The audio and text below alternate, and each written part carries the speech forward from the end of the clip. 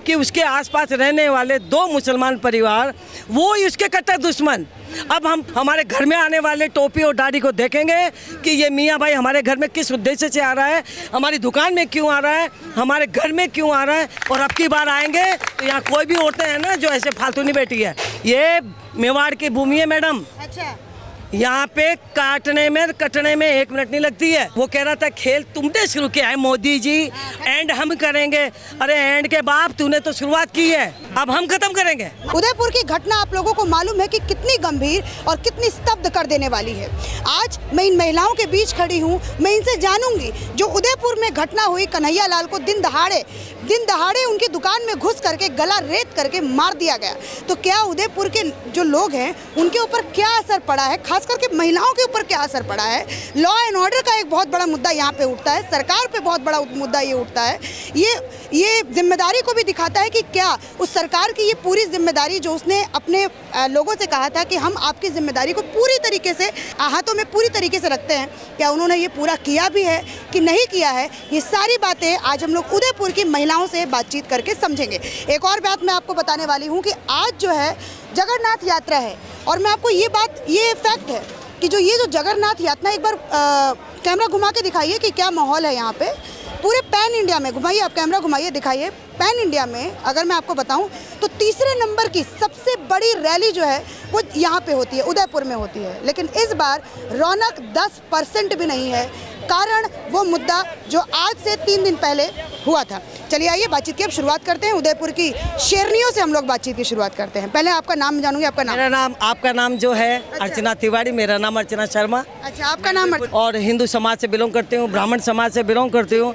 और सबसे बड़ी बात, हम मेवाड़ की वीर भूमि में रहने वाले लोग हैं, ठीक है, जहाँ पे हमारी सब नारी शक्ति की विश्व में प्रसिद्ध है। हाँ। लेकिन जो यहाँ पे जो कृत्य किया गया है वो इतना शर्मनाक और नामर्दगी वाला दुष्कर्म किया यहाँ के व्यक्ति ने। हाँ। जो हिंदुस्तान के अंदर एक तरीके से बहुत बड़ा विचित्र मामला जो हुआ है, उसकी हम यहाँ के महिलाएं, हमारी यहाँ की नारी की शक्ति जो मीरा और पद्मिनी की धरती की बहनें हैं हमारी, अगर वो सामने आता और अपने मर्दानगी बताता तो यहाँ की औरतें उसको मार देती। अच्छा। अगर वो ये कहता कि मैं उसको मारने जा रहा हूँ, तो यहाँ की औरतें ही उसको यहाँ रास्ते में निपटा देती।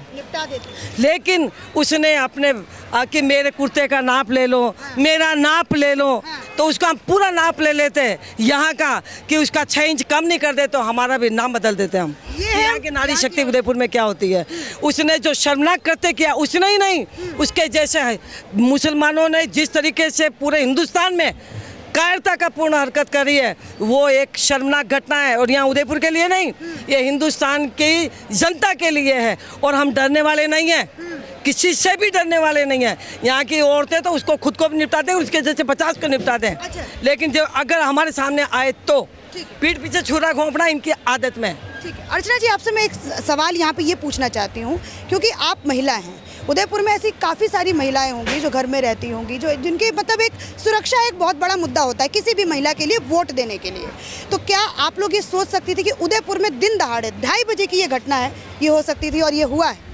ऐसा है अर्चना जी, ये जिस व्यक्ति को इसने मारा है ना, उसने कोई भी मर्दानगी नहीं बताई है। वो बेचारा सीधा साधा देवतुल्य इंसान, आम नागरिक, अपना धंधा करके कमा के खाने वाला व्यक्ति है। और जिस जगह वो रहता है वहाँ चारों ओर हिंदू समाज के लोग रहते हैं। लेकिन सबसे ज़्यादा शर्मनाक घटना ये है कि उसके आसपास रहने वाले 2 मुसलमान परिवार वो ही उसके कट्टर दुश्मन। अब हम पड़ोस में भी देख करके मकान देंगे कि ये मियाँ भाई कैसा है, हमारे घर में आने वाले टोपी और दाढ़ी को देखेंगे कि ये मियाँ भाई हमारे घर में किस उद्देश्य से आ रहा है, हमारी दुकान में क्यों आ रहा है, हमारे घर में क्यों आ रहा है। अब उसने इस तरीके का विद्वेष हमारे घर में पैदा कर दिया है।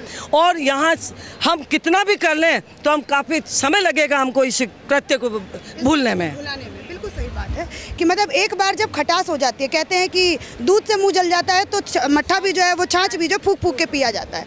अच्छा, आपसे भी अगर मैं पूछूं, थोड़ा मैं सभी महिलाओं से बातचीत करूं। आपका नाम क्या? मेरा नाम रूपम नलवाया है। हाँ। रूपम नलवाओ जी, एक बात बताइए, ये जो घटना हुई, जब आपने इस घटना के बारे में सुना तो ये आपके ऊपर किस तरीके से प्रभाव किया, एक महिला के ऊपर किस तरीके से? देखो, ये घटना है, उससे मुझे ऐसा लगता है कि हर आम आदमी के पास हथियार होना चाहिए, हर आम आदमी को लड़ने की शक्ति मिलनी चाहिए, क्योंकि ऐसे तो हर कोई मार के चला जाएगा। और मुझे तो ऐसा लगता है इसका नाम देख के इसको इंडिकेट किया गया, नाम इसका था कन्हैया लाल, या तो मुझे लगता है कि या तो जगदीश यात्रा को विफल करने के लिए इन लोगों ने किया, बाकी तो कोई मोटिव नज़र आ नहीं रहा है, क्योंकि वो तो सीधा साधा था, उसका कोई लेना देना नहीं था। तो उदयपुर के लिए जगदीश यात्रा एक बहुत बड़ा पर्व, एक बहुत बड़ा उत्सव भी एक तरीके से माना जाता है कि जो जगदीश यात्रा है वो बहुत बड़ा पर्व है। अच्छा, आप लोगों को लगता है कि ये इस चीज़ के लिए भी किया जा सकता है? ये मुझे ऐसा ही लगता है कि ये लोग चाहते थे कि हिंदू सनातन लोगों की ये यात्रा विफल हो, इसलिए कन्हैया लाल को इन लोगों ने टारगेट किया। बाकी तो मुझे कोई रीज़न नज़र नहीं आता, न तो उसके पास धन है न दौलत है, और एक स्टेटस के लिए किसी को मार डालना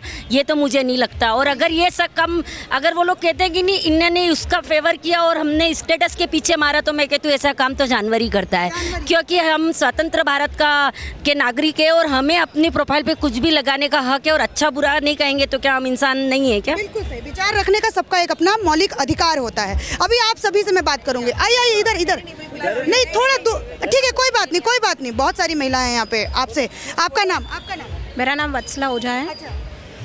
अब यहाँ से मैं सरकार के ऊपर थोड़ा समय जानना चाहूँगी। आपके मतलब यूपी की गवर्नमेंट के अपने बारे में सुना है, योगी आदित्यनाथ के बारे में आपने सुना है, आपके यहाँ के गहलोत साहब हैं, क्या कंपैरिजन है दोनों में? अगर वैसी घटना अभी वहाँ पे भी कानपुर में वहाँ पे दंगा हुआ, वहाँ पे फिर उसके बाद प्रयागराज में दंगा हुआ, बुलडोजर कहीं ना कहीं हमें देखने को मिला, लेकिन यहाँ पे कुछ नहीं देखा, खाली गिरफ्तार। यहाँ पर भी बुलडोजर चलना चाहिए था, यहाँ भी ऐसा ही होना चाहिए था, क्योंकि किसी न किसी वजह से जैसे ये सब कुछ हुआ है, तो जैसे अगर हमारे हस्बैंड भी बाहर काम करने के लिए निकलते हैं तो हमें भी यही डर रहेगा कि वो सेफ है या नहीं है, क्योंकि हमारे भी घर में छोटे बच्चे हैं। क्या हम इसी चीज़ पे ध्यान देते रहेंगे कि हमारे हस्बैंड सही है या नहीं है, वो काम कर रहे हैं या नहीं कर रहे हैं? क्या हम ये इसी चीज़ पे ध्यान देते रहेंगे? ये हमें चिंतित करने का मतलब उन्होंने ये मौका नहीं छोड़ा है इस तरीके का। तो गहलोत साहब को ये इसके ऊपर मतलब उठाना चाहिए, एक्शन लेना चाहिए। अच्छा, आपसे अगर मैं पूछूं, सुप्रीम कोर्ट का आज एक फैसला आया, उन्होंने कहा कि नुपुर शर्मा का जो बयान था वो जिम्मेदार है इस घटना के पीछे। क्या लगता है, एक हिंदू दूसरे हिंदू के मतलब मर्डर के पीछे जिम्मेदार? नहीं हो सकता है, नहीं हो सकता है। अच्छा, सुप्रीम कोर्ट ने ये जो कहा है कि जो नुपुर शर्मा का जो बयान था वो जिम्मेदार है, जो उन्होंने कहा इतनी बड़ी बात उनको नहीं कहनी चाहिए थी, ये नहीं करना चाहिए था। क्या कहना चाहेंगे इस वर्डिक्ट पे? क्या कहना उनको, लेकिन चुप भी नहीं रह सकते ना, यूँ दबने से भी कोई मतलब नहीं है। बोलने का राइट्स तो सबको है, इसलिए। अच्छा, आप क्या कहना चाहेंगे अर्चना जी इस मुद्दे पे? सुप्रीम कोर्ट का निर्णय सर्वमान्य है, हम उनका आदर करते हैं, परंतु नुपुर जो शर्मा है उसने जो स्टेटमेंट दिया वो अपने मन से नहीं दिया, जो उनके उसमें लिखा हुआ है किताब में कि ये सब है, तो उसने वो सब बोला। अब आप इसको प्रूव करो ना, डिबेट करो ना सामने आके, कि अगर हम हमारे ब्रह्मा महादेव के बारे में कोई बात करेगा तो हम बताएंगे ना उनको कि हमारे ब्रह्मा जी का क्या है, महादेव का क्या है, कृष्ण का क्या है। इतनी हजार रानियाँ थी, तो आप पूछो ना हमसे, हम बताएंगे उनको। अगर उन्होंने बताया है तो उन्होंने अपने मन से नहीं बताया, उनकी किताब में जो लिखा हुआ था वो बोला है। तो सुप्रीम कोर्ट का हम आदर करते हैं, लेकिन ये आग्रह भी करते हैं कि जब आपने नुपुर को तो पकड़ लिया, अब आप उन किताब को तो पकड़ो जिस किताब में ये लिखा हुआ है। जन्मजात लिख देते हैं वो याल्लू वल्लू को, जो भी बोलते हैं ये लोग, मुझे नहीं मालूम क्या बोलते हैं, मुझे तो आप संस्कृत का कहोगे तो मैं श्लोक सुना दूंगी, लेकिन अभी उनका पता नहीं। लेकिन मुझे भी टीवी डिबेट में मालूम पड़ा, ये कहते हैं कि जो हमारा भगवान है मतलब अल्लाह, वो सर्वोच्च है, और जो उसके बाद है वो कुछ भी नहीं है। हमारे भगवान के लिए कुछ कहा नहीं, हम गर्दन काट देंगे, और उसने काट दी। हमारे भगवानों को तुम कुछ भी कह दोगे क्या?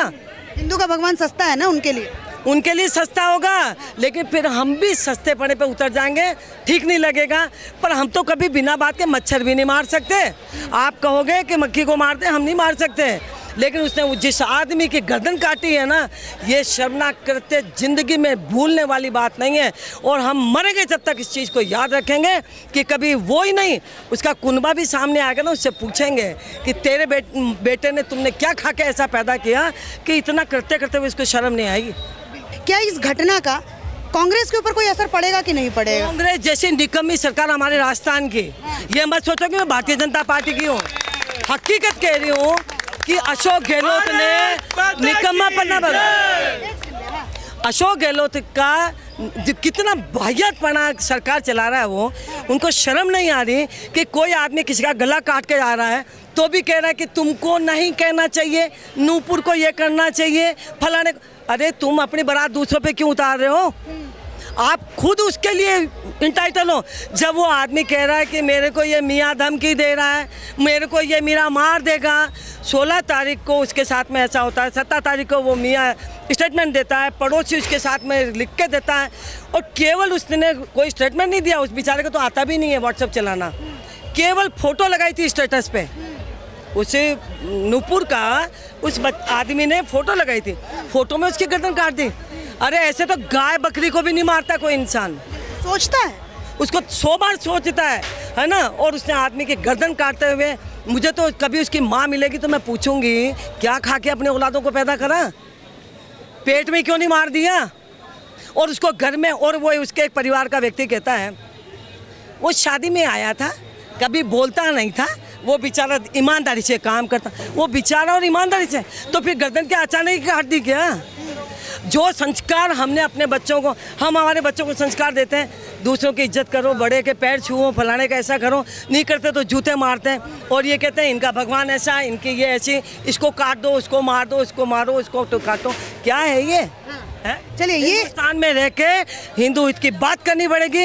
हिंदुस्तान में रहना है तो वंदे मातरम कहना है, और यहाँ हम सुनने वाले भी नहीं हैं। और अब की बार आएंगे तो यहाँ कोई भी औरतें हैं ना जो ऐसे फालतू नहीं बैठी है। ये मेवाड़ की भूमि है मैडम, अच्छा, यहाँ पे काटने में कटने में 1 मिनट नहीं लगती है। अगर तुमने उकसाया, वो कह रहा था खेल तुमने शुरू किया है मोदी जी, एंड हम करेंगे। अरे एंड के बाप, तूने तो शुरुआत की है, अब हम खत्म करेंगे, महिलाएं खत्म करेंगी, उदयपुर की महिलाएं खत्म करेंगी। देखो मैडम, हमारे सोते शेर को जगाया उसने, अच्छा। उसने अकेले ने नहीं, ये पूरे हिंदुस्तान का एक बहुत बड़ा गेम चल रहा है। ये पाकिस्तान खाली अकेला ही नहीं है, जो हिंदू विरोधी ताकतें हैं, जो हमको बांटना चाहते हैं, जो हमको तोड़ना चाहते हैं, मानसिक रूप से परेशान करना चाहते हैं, और एक छोटी सी गर्दन काट के अपने आप को, अरे सालों फ्रंट में जा कर के काटो ना गर्दन। मैं कह रही हूँ कि शहीद हो ना वहाँ पे जाके, यहाँ एक बापड़े को दुकान में जाके नाप लेना, मार दो, कौन सी मर्दानगी वाली बात करी उसने? मेरा ये कहना है कि मेवाड़ी नहीं, हिंदुस्तान में अब की बार कोई भी मियाँ भाई किसी भी हिंदू के ऊपर हाथ उठाने से पहले 100 बार सोच लेना। और हमारे क्या, हम तो बोनस में जी रहे हैं, 50-55 से होगा, हम तो बोनस में जी रहे हैं। अब आजा जो होगा जो देखी जाएगी। दोनों तरफ की तलवारें हमको भी रखनी पड़ेगी। सरकार को, हमारे केंद्र सरकार को चाहिए कि हर हिंदू के घर में भी तलवार रहनी चाहिए, और पत्थर हम भी मार सकते हैं, आने तो दो, लेकिन पीठ पीछे वार करना इनको ही आता है, हमें नहीं। ये उदयपुर में जो घटना हुई, क्या कहना चाहेंगी इस घटना के ऊपर?